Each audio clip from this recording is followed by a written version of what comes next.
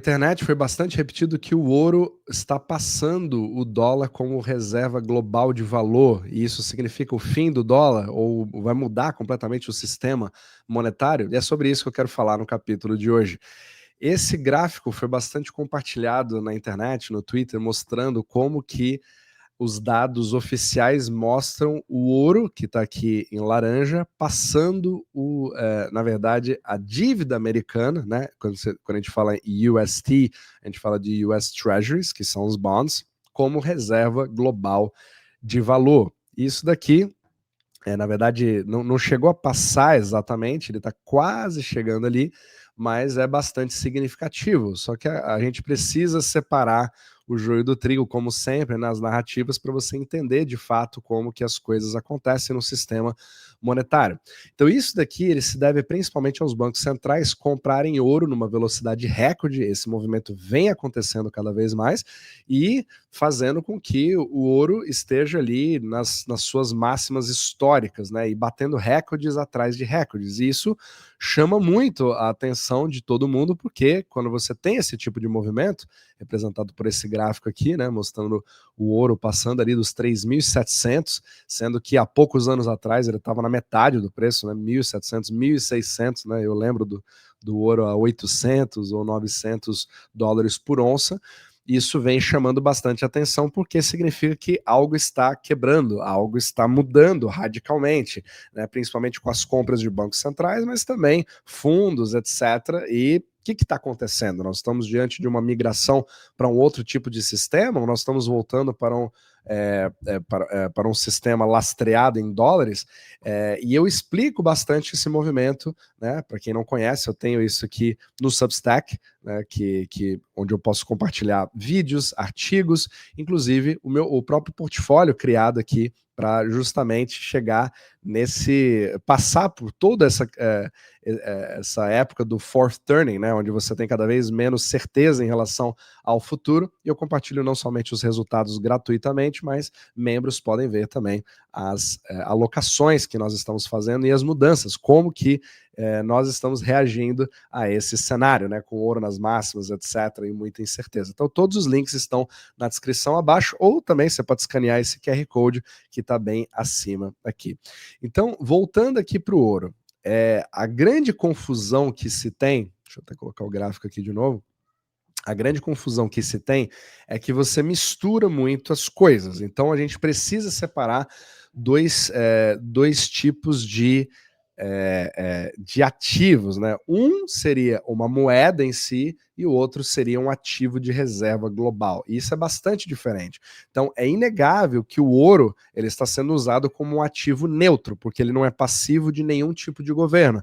Então quando você está vendo esse gráfico aqui, isso significa cada vez mais que você tem uma desconfiança maior em relação aos bonds americanos como um tipo de ativo que pode ser usado para o resto do mundo, né, que é exatamente a espinha dorsal do sistema euro-dólar, que eu falo bastante, né, que são os dólares fora dos Estados Unidos, mas ele continua funcionando ali como colateral, certo? E também como âncora em confiança de momentos de estresse, independente do sistema financeiro dos Estados Unidos.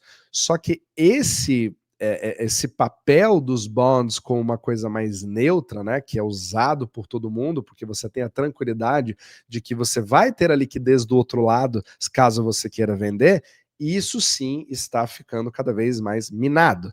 E ao perder essa confiança, os bancos centrais, né, e países, etc., fundos ou quem quer que seja, está comprando ouro cada vez mais. Isso com certeza está acontecendo. Só que eu já falei em vários capítulos anteriores como que o ouro não necessariamente se traduz da mesma forma que os bonds se tem hoje, né? Então, quando você vai fazer um repo, onde você vai gerar crédito interbancário, você não faz isso com ouro, você faz isso com bonds, independente do que da sua confiança ou desconfiança. Então, essa que é uma grande guerra que você tem nesse exato momento. E também é importante deixar claro um grande diferencial sobre as definições. Então, você ter uma reserva de valor, né, o reserve asset, que a gente chamaria o ativo de reserva, é aquilo que os bancos centrais guardam para poder ancorar essa segurança e liquidez.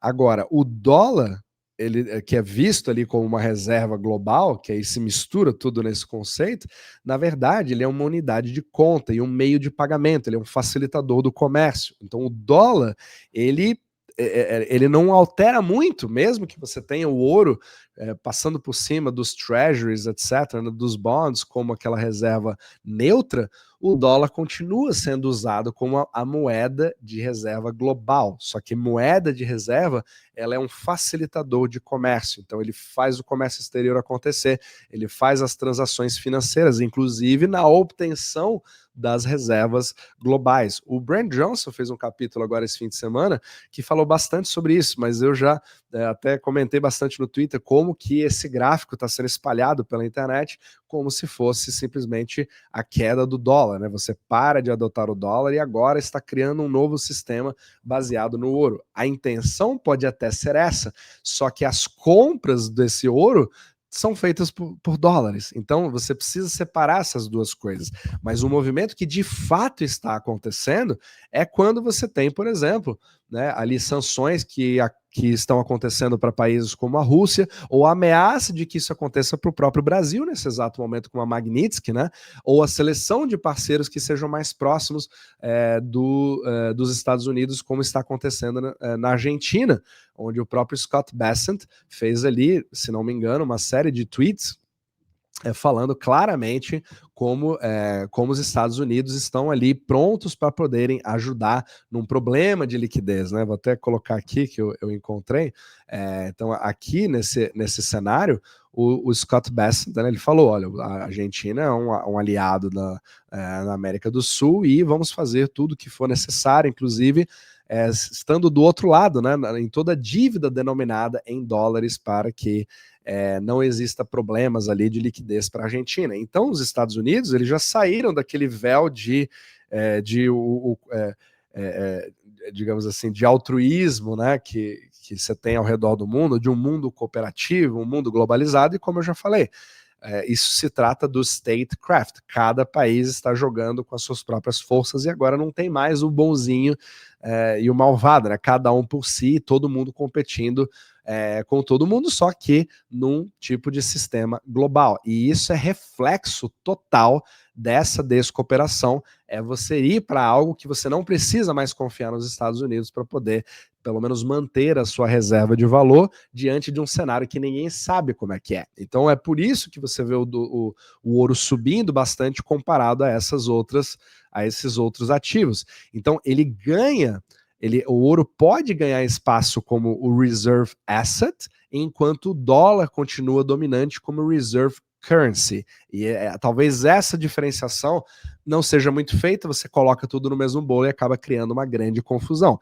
Agora, vamos para o outro lado da história, que inclusive é um dos gráficos que eu mais gosto de mostrar, porque cria também aquela grande pecha de que você, ao desdolarizar, o dólar ele fica cada vez mais fraco, ele fica mais irrelevante, porque agora estamos criando um certo modelo de desdolarização. Só que é exatamente o contrário. Quando você tem uma moeda global circulante, ela é a que vai extinguir as suas dívidas denominadas naquela moeda.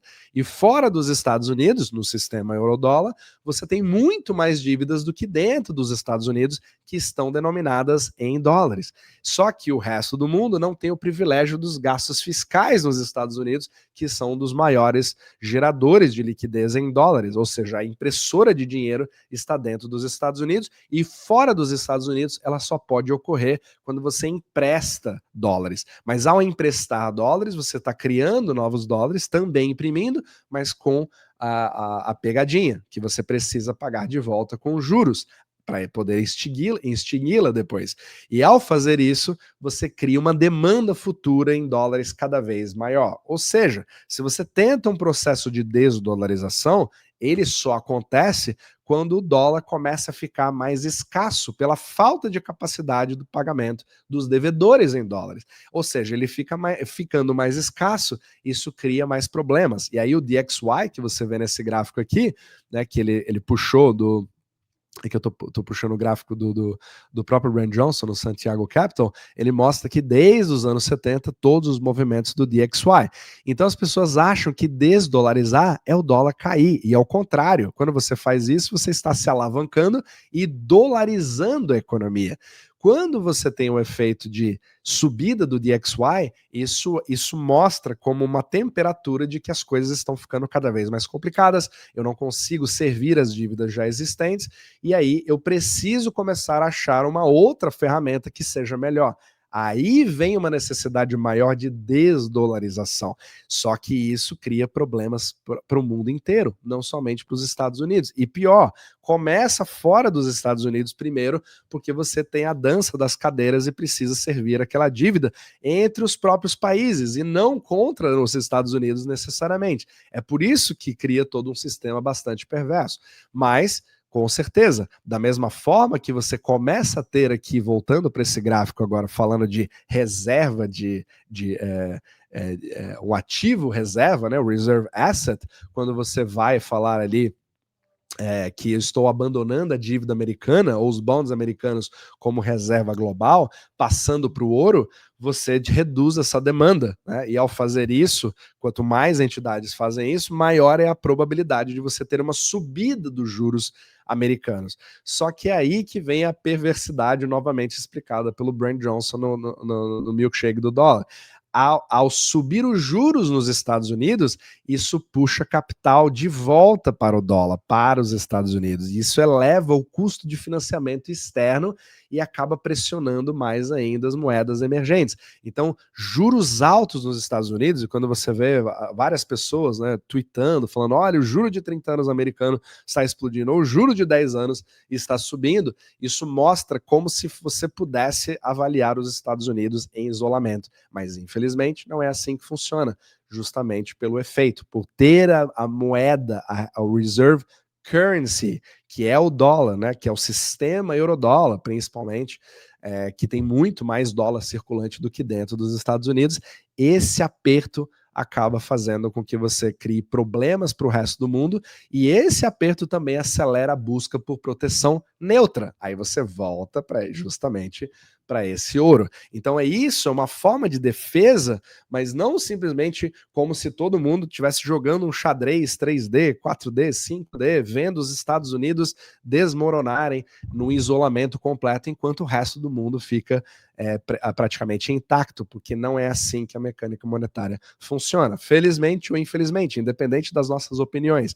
Então, isso acaba criando uma demanda por esse tipo de proteção neutra. Só que isso é uma proteção contra a decadência da sua própria moeda local. É claro que o dólar faz parte disso, só que você primeiro acaba criando problemas para as moedas locais fora dos Estados Unidos, para depois você implodir o sistema do lado de dentro. E a maioria das pessoas acabam pensando ao contrário. É por isso que, na teoria do milkshake do dólar, isso acaba criando muita confusão para o entendimento, né? Justamente pela forma que esse sistema inteiro foi feito. Então, eu sei que é bastante confuso, bastante complicado e muito polêmico, mas, infelizmente, é assim que funciona. Então, espero ter ajudado e a gente se vê no próximo vídeo.